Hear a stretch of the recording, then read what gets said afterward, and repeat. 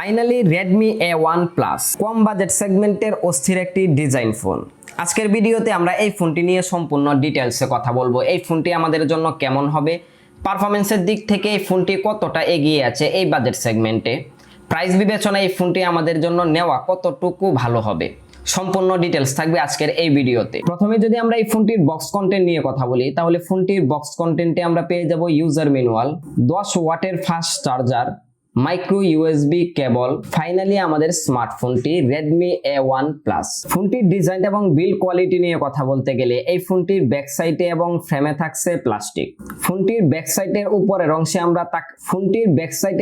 অংশে আমরা লক্ষ্য করলে দেখতে পাবো দুটি ক্যামেরা মডিউল রয়েছে, যার ঠিক নিচের অংশে রয়েছে ফিঙ্গারপ্রিন্ট সেন্সর। ফোনটির ওজন করা হয়েছে 192 গ্রাম। এই ফোনটি 3টি কালারে লঞ্চ করা হয়েছে, গ্রিন, ব্লু, ব্ল্যাক। ওভারঅল এই ফোনটির ডিজাইন যথেষ্ট ইউনিক করার চেষ্টা করা হয়েছে, যা দেখতেও যথেষ্ট প্রিমিয়াম লাগে। আশা করি এই ডিজাইনটি সকলের কাছেই অনেক ভালো লাগবে। এখন যদি আমরা এই ফোনটির ডিসপ্লে পারফরম্যান্স নিয়ে কথা বলি, তাহলে এই ফোনটিতে ইউজ করা হয়েছে 6.52 ইঞ্চির IPS LCDর একটি ডিসপ্লে, যা HD+ রেজুলেশনের। ফোনটির ডিসপ্লে রেজুলেশন হবে 720x1600 পিক্সেলস। ফোনটির পিক্সেল ডেনসিটি 269 ppi। ফোনটির স্ক্রিন বডি রেশিও 81.4%। এই ফোনটিতে ইউজ করা হয়েছে 400 নিটস পিক ব্রাইটনেস, যার জন্য এই ফোনটি সানলাইটে ইউজ করার ক্ষেত্রে কিছুটা আলোর ঘাটতি আপনাদের ফেস করতে হতে পারে।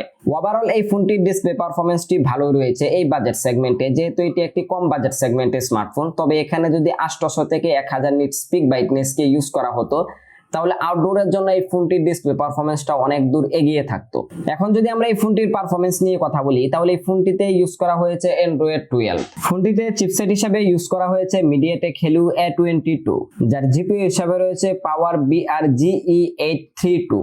তবে এখানে কিন্তু মিডিয়াটেকের যে প্রসেসরটি ইউজ করা হয়েছে, এর থেকেও কিন্তু কিছুটা ভালো প্রসেসর ইউজ করলে আরো অনেকটাই বেটার হতো। ফোনটির গেমিং পারফরম্যান্স নিয়ে কথা বলতে গেলে, যারা টুকটাক গেমিং করে থাকেন, ছোটখাটো গেমগুলো খেলে থাকেন, তাদের জন্য হতে পারে এই ফোনটি রিকমেন্ডেড। তবে যারা হেভি গেমিং করেন, তাদের জন্য কিন্তু এই বাজেট সেগমেন্টে এই ফোনটি না নিয়ে অন্য কোনো ফোনের দিকে মুভ করা প্রয়োজন। ফোনটি দুটি ভেরিয়েন্টে লঞ্চ করা হয়েছে, 2GBর পাশাপাশি 32GB, 3GBর পাশাপাশি 32GB।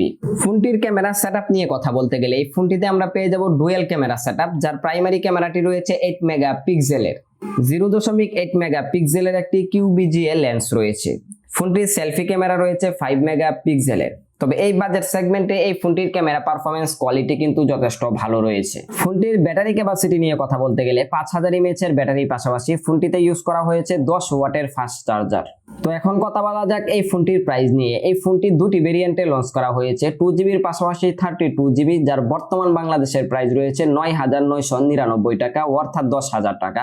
আরো একটি ভেরিয়েন্ট রয়েছে 3GBর পাশাপাশি 32GB, যার বর্তমান বাংলাদেশের প্রাইস রয়েছে 11,999 টাকা, অর্থাৎ 12,000 টাকা। তো এখন যদি আমরা কথা বলি এই বাজেট সেগমেন্টে এই ফোনটি আসলে আমাদের জন্য কেমন হবে, 10,000 টাকার আশেপাশে এই ফোনটি কিন্তু আমাদের জন্য ভালো কিছু অফার করতেছে। বিশেষ করে এই ফোনটির অসাম একটি ডিজাইন, যেটা ব্যক্তিগতভাবে আমার কাছে অনেকটাই ভালো লেগেছে। তবে এখানে যদি প্রসেসরের দিকটায় কিছুটা নজর দেওয়া হতো, তাহলে কিন্তু এই ফোনটির ওভারঅল পারফরম্যান্সটা এই বাজেট সেগমেন্টে বেস্ট হতো। তো এখন কথা বলা যাক এই ফোনটি আসলে কাদের জন্য। আমাদের মধ্যে অনেকেই আছেন যারা নরমালি ফোনগুলো ইউজ করে থাকেন, তাদের জন্য এই ফোনটি হতে পারে এই বাজেট সেগমেন্টে বেস্ট একটি ফোন। আবার অনেকেই আছেন যারা ফ্যামিলি মেম্বারদের জন্য কোনো একটি ফোনকে নিতে যাচ্ছেন, তারা ফেসবুক ইউজ করবে বা বিভিন্ন সোশ্যাল মিডিয়ার অ্যাপস গুলো ইউজ করবে, ভিডিও দেখবে, এরকম যারা ইউজ করবে তাদের জন্য এই ফোনটি হতে পারে বেস্ট। তবে গেমিং এর জন্য এবং হেভি ইউজের জন্য এই ফোনটি কখনোই নেবেন না, কারণ সেক্ষেত্রে পারফরমেন্সের দিক থেকে কিন্তু অনেকটাই পিছিয়ে যাবে এবং ফোনটা খুব দ্রুত কিন্তু ল্যাগ করবে এবং বিশেষ করে গরম হয়ে যাবে। আশা করি আজকের এই ভিডিওটির মাধ্যমে আপনারা Redmi A1 Plus এই ফোনটি নিয়ে সম্পূর্ণ ডিটেইলসে জানতে পারছেন। যদি ভিডিওটি ভালো লাগে অবশ্যই ভিডিওতে একটি লাইক দিয়ে দিবেন। কোনো কিছু জানার থাকলে সেটি আমাদের কমেন্ট বক্সে লিখে নেবেন। পরবর্তীতে দেখা হচ্ছে আবার নতুন একটি ভিডিও নিয়ে। আল্লাহ হাফেজ।